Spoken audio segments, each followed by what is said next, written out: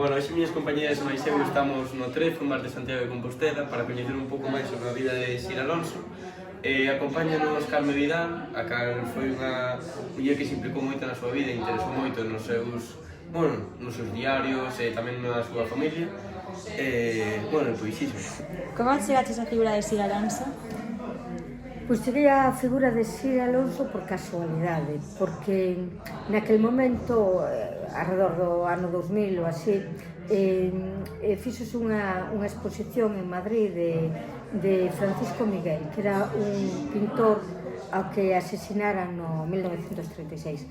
Eu naquel momento traballaba como xornalista da área de cultura e interesei-me por aquela exposición, e no catálogo aparecía un texto que era un texto impresionante, que era un fragmento dos diarios que escribira unha muller, a compañeira de Francisco Miguel, que se chamaba Sir Alonso.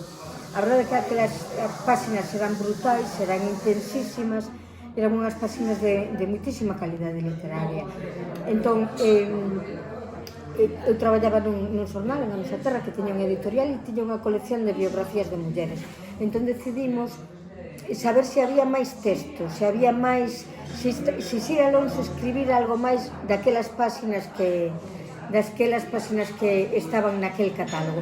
Co cal empezamos a buscar e atopámonos realmente coa figura de Sir Alonso, que para mí foi unha sorpresa e un momento, a verdade, que moi emocionante, encontrar con esta muller. Despois de indagar sobre a figura de Sir Alonso, como é que chegaches a relacionarse con a súa familia? Ese foi o primeiro dos temas, porque Sir marchara despois do golpe militar, marchara da Coruña, marchara a México cos seus 3 fillos, marchara ao exilio, porque ela decía que non quería que os seus fillos cantaran o cara ao sol en Galicia. Entón, marchara a México. O asunto era encontrar a un dos fillos. A verdade é que foi un momento, unha situación complexa, porque eran estas tres persoas marcharan de nenos da Coruña, non volveran nunca máis. Entón a min resultábame un pouco violento chamalos como 60 anos despois para decir que estaba interesada pola súa nai. O sea, era xente que marchara 60 anos antes, sería moi maior xa. De feito, encontreime co fillo, que xa era un home maior. Entón, esa chamada era difícil. Daquela non había correo electrónico, usaba moi pouca xente, non había redes sociais. Entón, o asunto era buscar o teléfono. Entón, localicei a través do Círculo de Belas Artes de Madrid o teléfono do seu fillo, de Juan Ramón Fernández Alonso. E chamei por teléfono, facendo o cálculo horario de que horas era en México e demais. E esa chamada foi outro momento moi emocionante, porque me encontrei cun señor extraordinario, un señor maior, de 70 e pico anos, unha voz cun acento mexicano moi cálido e moi amable. Entón, empecé a falar con él do seu pai, da súa nai, e díxenlle que tiña interés en publicar os diarios e se había máis texto. Certamente Sira escribira 2 cadernos escritos a man, e había bastante, era un libro o que ela escribira, e aquí non tiñamos coñecemento disso. Co cal díxenlle que tiñamos interés e deses momentos nos que se dá empatía cunha persoa. De alguma maneira, cando conoces unha persoa, podes empatizar máis ou menos. Con Juan Ramón, a verdade é que empaticei completamente, había unha conexión moi forte, e ele enseguida me pediu que me fixera cargo da edición e que fixera unha introducción de quen era Sir Alonso, biográfica, para que ele me contaría todo. Entón aí empeza o proceso de edición e a descoberta da figura de Sir Alonso. Foi moi intenso todo o proceso, sempre acompañada de Juan Ramón, deste señor maior, que veu a Galicia, que coñecín eu na Coruña, dunha maneira tamén uns días moi bonitos que pude compartir con el no que era o territorio da súa infancia, E xusto despois de sair o libro, que tardou un tempo en editarse por traballo editorial e demais, eu falei con el para darlle a noticia en México e dicirlle, mira, o libro está preparado, o libro sae, e el naquele momento me comunica que está enfermo, que vai a operarse, pero que non pasa nada, non? Que é unha operación normal e que non habería maior problema. E si había problemas, Juan Ramón morre nesa operación, e a min quedoume naquele momento a sensación de que el tiña dous objetivos nese final da súa vida, e un deles era que a obra do seu pai, de Francisco Miguel, fose exposta na Coruña, como pasaron meses antes, tan só meses antes, e outra que os diarios de Sir Alonso se publicasen, que foi para ele un momento de muitísima felicidade. E como foi a publicación dos seus diarios? Pois foi un proceso, como decía, longo, para mí moi bonito, porque puiden falar moito con Juan Ramón, contoume moitas cousas de como era a súa nai, como viviu os últimos anos, que pasou despois do exilio, porque dadesvos conta de que Sir Alonso era unha muller que aquí non coñecía ninguén, o sea, era unha completa descoñecida. Entón, esa descoberta desde cero, non? A partir primeiro dos seus propios diarios, pero despois da testemunha do fillo, non? Que contaba como era ela, como viviu os últimos anos en México, como si falaba de Galicia, si non falaba, si facía, contábame que facía empanadas ainda en México nos seus últimos anos, o carácter da nai, todos eses datos, incluso descubrir as fotografías que nos pasou, non? Juan Ramón para a edición do libro.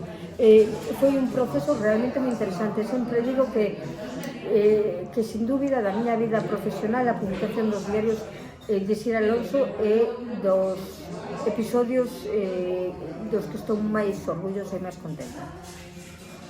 Quen é realmente Sir Alonso? Pois realmente Sir Alonso é unha muller valente, atrevida, é unha muller cunha vida acomodada que pertence á burguesía da Coruña. Fixadevos que a súa familia ten unha ferretería no centro absoluto, no centro da Coruña, e que ela deixa toda esa vida tranquila, acomodada, por ir con un pintor bohemio que se chama Francisco Miguel, tamén da Coruña, por recorrer o mundo, ir a Cuba, a París, a México, por vivir unha vida artística en un México emerxentes, cos grandes muralistas, con Diego Rivera, con Siqueiros, con Frida Kahlo. Eles móvense nese mundo tan creativo e tan revolucionario tamén, non? De México, de Habana, de Alejo Carpentier, de París. Pasa esa vida digamos que vida de artista, e eles regresan a Coruña tamén un pouco contagiados polo entusiasmo da República, e aí intentan establecerse, e hai un feito moi bonito, que compran unha casa, viven nunha casa en Oleiros que lle chaman a Casa da Felicidade, para que un pouco vexades cal era o modo de vida desta parella. E nese momento, cando se produce o golpe militar, eles son persoas de ideas anarquistas, ele é un home, un artista comprometido e militante. Entón, prenden a Francisco Miguel, vai ao cárcere, e ela intenta salvalo, pero non é posible. Entón, a Francisco Miguel mátano, ela pasa unha temporada moi dura, o fillo recorda que pasou unha depresión moi forte despois de que maten a Francisco Miguel, e escribe estes diarios, que estes diarios para min son unha obra de aparte de ser un documento memorialístico importantísimo, son unha obra de unha grandísima calidade literaria. Que significou a publicación do seu libro? Pois hai algo na publicación do libro que a min interésame, que é a salvación, non? A salvación dun texto que estaba en México nunha casa particular, que levaba 60 anos guardado, que non vira luz, que ninguén coñecía, e que este este episodio, no? Este momento casi de sorte de descubrir ese texto pequeno, máis logo a participación de Juan Ramón, do seu fillo, e demais conseguimos, digamos que salvalo do silencio e sair publicado en papel. Significa recuperar un documento único e singular e de grande calidade literaria sobre a represión franquista. Significa descubrir unha muller silenciada, Sira Alonso, e significa poñer tamén no seu lugar a figura de Francisco Miguel, un gran artista que foi asesinado tamén despois do golpe militar.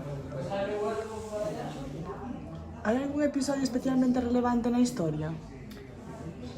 Hai episodios boísimos, e cando digo boísimos digo de grande intensidade emocional, que son unha crónica moi real, non, do que aconteceu, e de grande calidade literaria. Hai algún episodio tamén que casi emparentaría co que lle chaman realismo máxico, non? O sea, desa maneira de contar as cousas reais, pero dun xeito extraordinario. Ela, por exemplo, recorda unha movilización que tiran os colchóns sobre o mar, e ela recorda un día todo o mar cos colchóns flotando, non? É unha imaxe tremenda. Ela recorda, por exemplo, a súa despedida da Coruña, que ela vai lle dar un bico a mar da Coruña cando se marcha. Para min hai un momento completamente singular, que é a despedida dela, de Francisco Miguel, cando se despide e sabe que é a última vez no cárcel, e sabe que é a última vez que vai ver, non? E toca as súas mans e di: estas mans que os se toco mañán van estar frías e mortas, non? Son episodios contados cunha gran dor, cunha gran emoción, non? Entón, que eu creo que paga moita a pena lelo. E logo ese momento terrible de non saber que facer, non? Despois de verse soa, e tamén esa decisión de marchar cos seus 3 fillos para fuxir de todo o que estaba pasando aquí, non? É unha decisión que la toma e que marcha logo para ese México que ten na memoria, unha memoria tan feliz nese lugar, non? Pois regresa a ese lugar no que foi feliz xunto cos seus 3 fillos. Que destacarías dos diarios? Pois destacaría esa calidade literaria e esa capacidade de crónica, non? O golpe militar foi contado de moitas maneiras, non? Aquí temos un relato histórico, non? Unha investigación histórica, e moita xente que investigou e que relatou o que aconteceu no golpe militar, canta xente asesinaron, canta estivo presa, onde estivo presa e demais. Hai unha parte que é a parte persoal, non? A parte que dá a dimensión máis humana, a dimensión da dor, a dimensión do sufrimento. Eu, sinceramente, creo que as cifras son importantes e son necesarias, pero este relato en primeira persoa é importantísimo a hora de recuperar o que aconteceu. O sea, non sabemos o que é o exilio, senón nos achegamos á memoria das persoas que se exiliaron. Non sabemos o que é ese medo, esa dor, ese sufrimento, senón nos achegamos a crónicas como a de Sira Alonso e tantas outras persoas, non? Que viron tamén, a veces incluso de maneira terapéutica, viron a necesidade de escribir e de contar o que pasou. Hai unha gran cantidad de libros autobiográficos publicados por mulleres sobre a represión. Descoñecidos, hai moitos libros descoñecidos, pero sí que hai libros e son extraordinarios. A verdade é que, contra o que poda parecer, porque son textos que non entran dentro do que é o canon literario, que é a tradición literaria, hai textos, hai un corpus bastante importante, moi importante, de obras escritas por mulleres que relatan a represión. Eu podo citar varios. Este ano pasado celebramos, por exemplo, o centenario de Maribel Villaverde, 3 tempos e a esperanza de Maribel Villaverde. É un texto extraordinario que nos relata o que é o exilio. Unha muller moi relacionada con Galicia, que é Silvia Mistral, fainos, por exemplo, un caderno de bitácora do que era ir nun barco do exilio. Mercedes Núñez, que é outra muller de aquí, de procedencia galega. Ten un libro preciosísimo que é Cárcere de Ventas, que nos conta como se vivía no cárcere de Ventas, un cárcere de mulleres franquista, ou Isabel Ríos tamén conta todo o que foi a persecución, o medo, todo o que pasou no cárcere da Coruña e despois o exilio, non? Canda elas moitísimas máis, García Segret, que tamén relata todo o seu tempo en prisión. Hai moitísimas mulleres que deixaron ese legado importantísimo que é a memoria da represión, do exilio, do cárcere, de todo o que aconteceu despois do golpe militar de 1936. E para rematar, que queda en Galiza de Sir Alonso? Pois de Sir Alonso, cando se publica o libro, non hai casi nada, a memoria está borrada, non hai familia, porque sabemos que os tres fillos que la ten aséntanse en México e nunca máis regresan hasta ese momento, ¿no? hasta ese ano en que se publica o libro e se fai a exposición do seu pai, Francisco Miguel. Despois de publicar o libro, a verdade é que o libro tivo moitísima repercusión para que unha publicación deste tipo. Entón, houve bastantes persoas que escribiron sobre el. Este libro entra dentro do que é a bibliografía da represión e do golpe militar. Moita xente descubriu maravillada, non? Esta figura descoñecida, porque estamos falando dunha parella galega que está nos círculos intelectuais e artísticos mundiais, non? O sea, de todo o mundo, e convivindo con eso. Entón, ten unha parella terriblemente atractiva. Entón, está o libro que lembra a Sir Alonso.